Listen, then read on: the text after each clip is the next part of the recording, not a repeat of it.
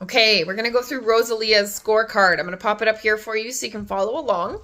One thing I want you to understand is that the low, medium, and high scale has no indication in terms of like low is not bad and high is not good. It's simply a scale. Just kind of gives us an idea of where they're at, and I'm going to explain what each of those means.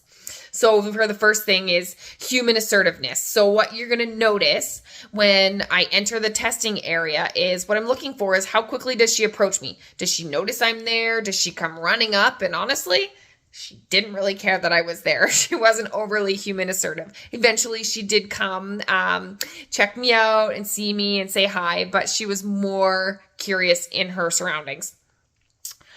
Confidence. She was very confident right from the beginning. Even before I got in, she was more excited to check out the surroundings. Her tail was high. She was happy to explore new things. She was happy to try new things.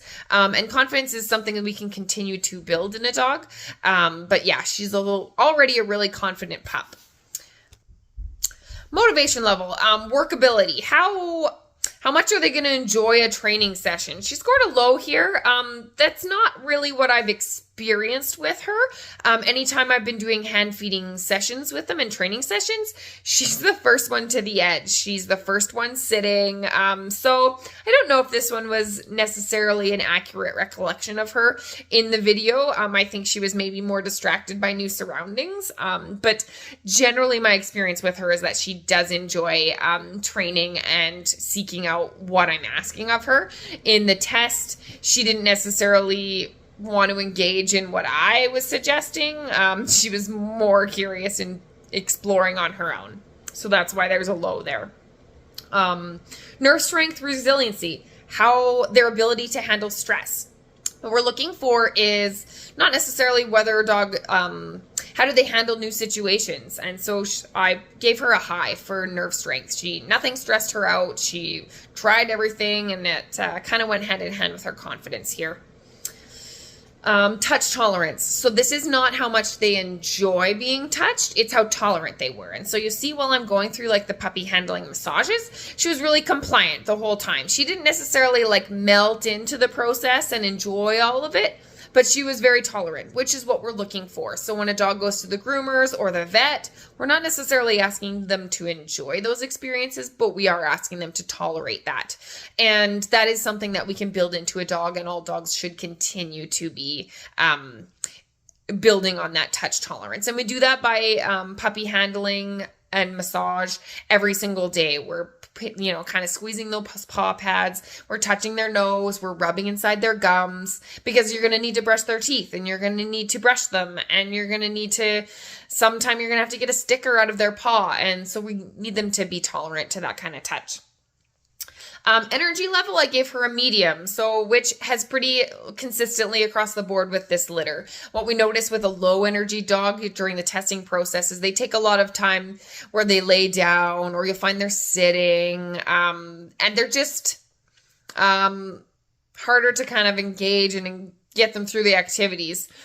And a high energy dog just kind of runs circles the whole time. They're larger than life personality, and everybody kind of enjoyed the process. They were happy to try new things. You saw bouts of energy where they were running around, and then other bouts where they slowed down and they would chew on a toy or have a little walk around. So everybody was like medium energy level.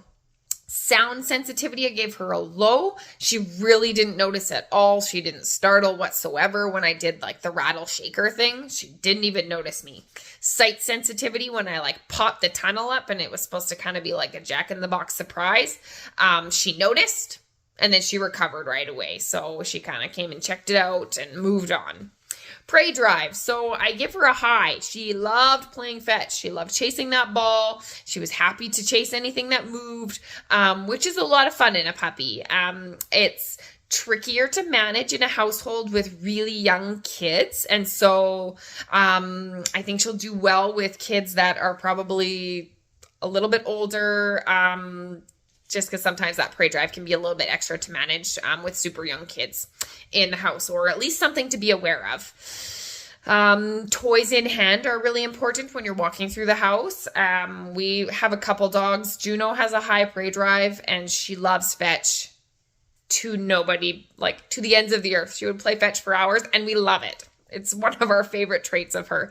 But as a puppy, they chase feet. And so I encourage those families to keep toys on hand so that you can continually be offering something else for them to chase at. Human focused. I would say generally, again, I'm not sure that this one was a true reflection of her.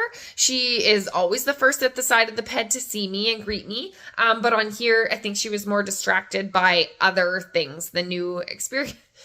Excuse me.